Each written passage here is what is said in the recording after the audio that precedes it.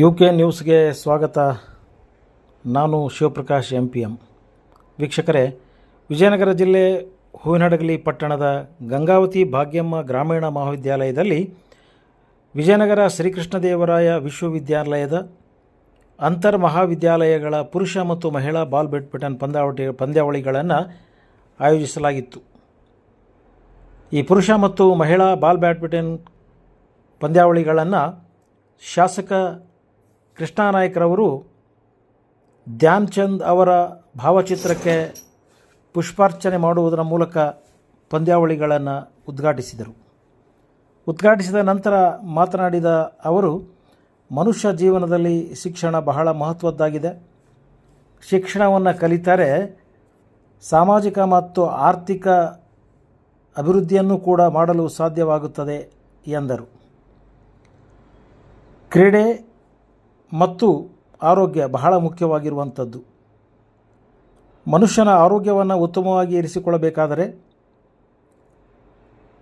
ದೈಹಿಕ ಮತ್ತು ಮಾನಸಿಕ ಸಾಧನೆಯನ್ನು ಮಾಡುವುದು ಬಹಳ ಪ್ರಮುಖವಾಗುತ್ತದೆ ಎಂದರು. ಕೇವಲ ಆರ್ಥಿಕ ಸಮಸ್ಯೆಯೇ ಅಲ್ಲ, ನಮ್ಮ ಉದ್ದೇಶವು ಮಾತ್ರ ಉತ್ತಮವಾಗಿರಬೇಕು ಎಂದು ಹೇಳಿದರು. ವಿದ್ಯಾರ್ಥಿಗಳೇ, ಜೀವನವನ್ನು ಅನಾವಶ್ಯಕವಾಗಿ ಹಾಳು ಮಾಡಿಕೊಳ್ಳಬೇಡಿ.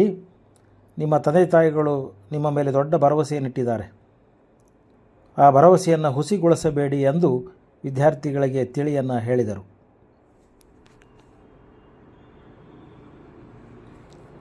ಪ್ರಾಚಾರ್ಯ SS ಪಾಟೀಲ್ ಮಾತನಾಡಿ, GBR ಮಹಾವಿದ್ಯಾಲಯದಲ್ಲಿ ಕ್ರೀಡೆ ಯಾವತ್ತೂ ಪ್ರಥಮ ಸ್ಥಾನದಲ್ಲಿದೆ. ನಮ್ಮ ಮಹಾವಿದ್ಯಾಲಯದ ಮಹಿಳಾ ಬಾಲ್ ಬ್ಯಾಡ್ಮಿಂಟನ್ ತಂಡ ಸತತ 20 ವರ್ಷಗಳ ಕಾಲ ವಿಶ್ವವಿದ್ಯಾನಿಲಯಕ್ಕೆ ಪ್ರಥಮ ಸ್ಥಾನವನ್ನು ಪಡೆದಿದ್ದು ನಮ್ಮ ಕಾಲೇಜಿನ ಹೆಗ್ಗಳಿಕೆಯಾಗಿದೆ. ನಮ್ಮ ಮಹಾವಿದ್ಯಾಲಯದಲ್ಲಿ 125ಕ್ಕೂ ಹೆಚ್ಚು ವಿದ್ಯಾರ್ಥಿಗಳು ವಿಶ್ವವಿದ್ಯಾನಿಲಯಕ್ಕೆ ಆಯ್ಕೆಯಾಗಿ ಕಾಲೇಜನ್ನು ಪ್ರತಿನಿಧಿಸಿದ್ದಾರೆ ಎಂಬುದು ನಮ್ಮ ಹೆಮ್ಮೆಯಾಗಿದೆ. Ball badminton, throwball, volleyball, shuttle badminton, ಗುಂಪು ಆಟಗಳ ಜೊತೆಗೆ ವೈಯಕ್ತಿಕ ಆಟಗಳಲ್ಲಿಯೂ ಕೂಡ ವಿದ್ಯಾರ್ಥಿಗಳು ದೊಡ್ಡ ಸಾಧನೆಯನ್ನು ಮಾಡಿದ್ದಾರೆ. ನಮ್ಮ ಕಾಲೇಜು ಅತ್ಯಂತ ಉತ್ತಮವಾದಂಥ ಶೈಕ್ಷಣಿಕ ವಾತಾವರಣವನ್ನು ಹೊಂದಿದೆ ಎಂದರು. ಈ ಕಾರ್ಯಕ್ರಮದ ಅಧ್ಯಕ್ಷತೆಯನ್ನು GBR ಕಾಲೇಜ್ ಆಡಳಿತ ಮಂಡಳಿಯ ಅಧ್ಯಕ್ಷರಾದ C. ಮೋಹನ್ ರೆಡ್ಡಿ ಅವರು ವಹಿಸಿದ್ದರು.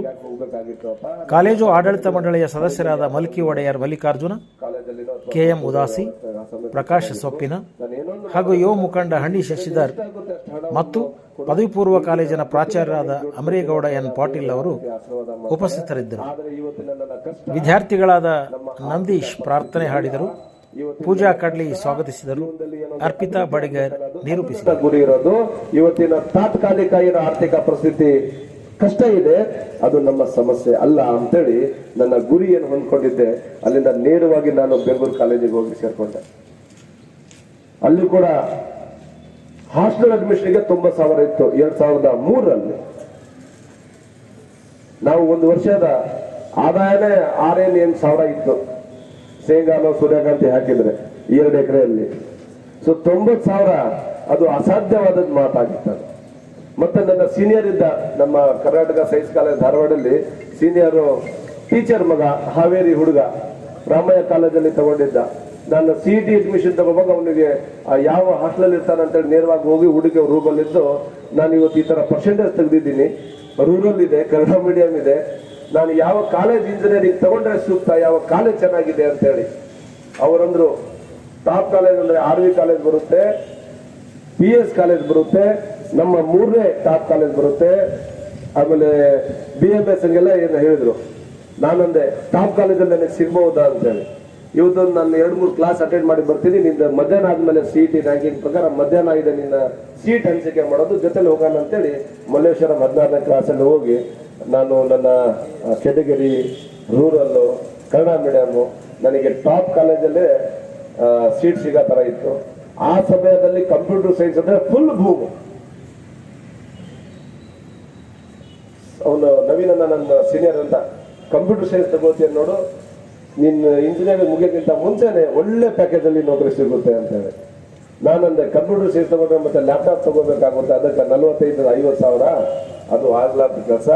ಯಾವುದು ಜಾಸ್ತಿ ಖರ್ಚಿಲ್ಲದ ಕೋರ್ಸ್ ಇದೆ ಅದನ್ನ ಹೇಳು, ಅದನ್ನ ನಾನು ಮಾಡ್ತೀನಿ ಅಂತೇಳಿ ಅವರಂದ್ರು. ಸಿವಿಲ್ ಅಥವಾ ಮೆಕ್ಯಾನಿಕಲ್ ತಗೋ ಅಂತೇಳಿ ಸರಿ ಅಂತೇಳಿ ಕೂತ್ಕೊಂಡೆ. PS ಕಾಲೇಜಲ್ಲಿ ಸಿವಿಲ್ ಇದ್ದಿದ್ದಿಲ್ಲ, ಮೆಕ್ಯಾನಿಕಲ್ ತಗೊಂಡು ನಾನು ಜಾಯಿನ್ ಮಾಡಿದೆ. ಅಲ್ಲಿ ಕೂಡ ಅದೇ ನನ್ನ ಗುರಿ, ಯಾರು CET-ಯಲ್ಲಿ ಮೆಕ್ಯಾನಿಕಲ್ ಬ್ರಾಂಚ್ ಅಲ್ಲಿ ಟಾಪ್ ಮಾಡ್ಕೊಂಡಿದ್ದಾರೆ ಅವ್ರ ಜೊತೆ ಫ್ರೆಂಡ್ಶಿಪ್ ಮಾಡೋದು ನನ್ನ ಕೆಲಸ.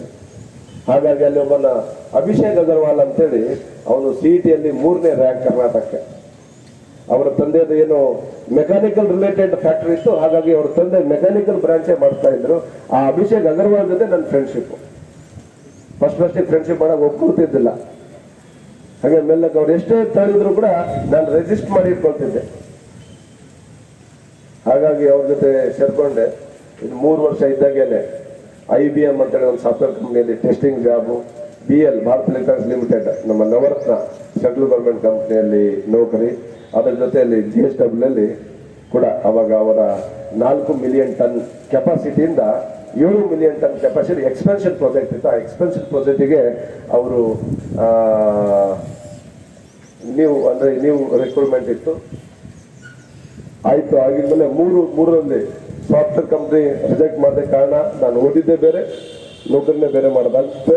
ನಾನು ಬೇರೆಯವ್ರಿಗೆ ಕಾಂಪಿಟೇಷನ್ ಮಾಡೋಕ್ಕಾಗಲ್ಲ. ಅವ್ರು ಯಾವ್ದು ಕಂಪ್ಯೂಟರ್ ಸೈನ್ಸ್ ಮತ್ತು ಇನ್ಫಾರ್ಮೇಶನ್ ಸೈನ್ಸ್ ಓದಿರ್ತಾರೆ ಅವ್ರು ನಾನು ಜಿಂದಾಲ್ ಸೇರ್ಕೊಂಡು ಇವತ್ತು ಅಲ್ಲಿಂದ ಅಷ್ಟ ಪ್ರಯಾಣ ಸ್ಟಾರ್ಟ್ ಮಾಡಿದ್ದು. ಇವತ್ತು ನಿಮ್ಮ ಮುಂದೆ ಶಾಸಕನಾಗಿ ನಿಂತಿದ್ದೀನಿ. ಇದಕ್ಕೆಲ್ಲ ಕಾರಣ ಶಿಕ್ಷಣ. ಹಾಗಾಗಿ ಈ ತಮ್ಮ ಕೈಲಿರೋ ಸಮಯವನ್ನು ಯಾವುದೇ ಕಾರಣಕ್ಕೆ ನಾವು ಇದನ್ನ ಇಗ್ನೋರ್ ಮಾಡೋದಾಗ್ಲಿ, ನೆಗ್ಲೆಕ್ಟ್ ಮಾಡೋದಾಗಿರ್ಲಿ, ಅಥವಾ ಲೈಟ್ ಆಗಿ ತಗೊಳ್ಳೋದಾಗಿರ್ಲಿ ದಯಮಾಡಿ ಮಾಡಬೇಡಿ. ತಂದೆ ತಾಯಿಗಳು ಬಹಳಷ್ಟು ತಮ್ಮ ಮೇಲೆ ನಿರೀಕ್ಷೆ ಇಟ್ಕೊಂಡು ನನ್ನ ಮಗು ಏನೊಂದು ಒಳ್ಳೆಯ ಈ ಸಮಾಜದಲ್ಲಿ ಸಾಧನೆ ಮಾಡಲಿ, ಒಂದು ಒಳ್ಳೆ ಉತ್ತಮವಾದ ಶಿಕ್ಷಣ ಪಡ್ಕೊಳ್ಳಿ, ನಾಳೆ ಉತ್ತಮವಾದ ಜೀವನ ಕಟ್ಕೊಳ್ಳಿ ಅಂತೇಳಿ ಅವ್ರಿಗೆ ಎಷ್ಟೇ ಕಷ್ಟ ಇದ್ರು ತಮಗೆ ಹೇಳಲಾರ್ದ ಪರಿಸ್ಥಿತಿಯಲ್ಲಿ ಅವ್ರು ಇವತ್ತಿದ್ದಾರೆ. ತಮಗೆ ಒಳ್ಳೇದಾಗ್ಲಿ ಅಂತೇಳಿ ಅವ್ರು ಪ್ರತಿದಿನ ತಮಗೆ ಕಾಲೇಜಿಗೆ ಕಳಿಸ್ತಾರೆ. ಅದು ಎಷ್ಟೇ ಫೀ ಇರಲಿ ಅಂತೇಳಿ. ಅಕ್ಕಪಕ್ಕ ಕಾಲೇಜ್ಗಳಲ್ಲಿ ಫ್ರೀ ಸೀಟ್ ಇದ್ರು ಕೂಡ ಈ ಕಾಲೇಜಲ್ಲಿ ಫೀ ಕೊಟ್ಟು ಕಳಿಸಿದಾರ ಅಂತಂದ್ರೆ ಅರ್ಥ ಮಾಡ್ಕೊಳ್ಳಿ. ಉತ್ತಮವಾದ ಶಿಕ್ಷಣ ಈ ಕಾಲೇಜಲ್ಲಿ ಸಿಗ್ತಾ ಇದೆ.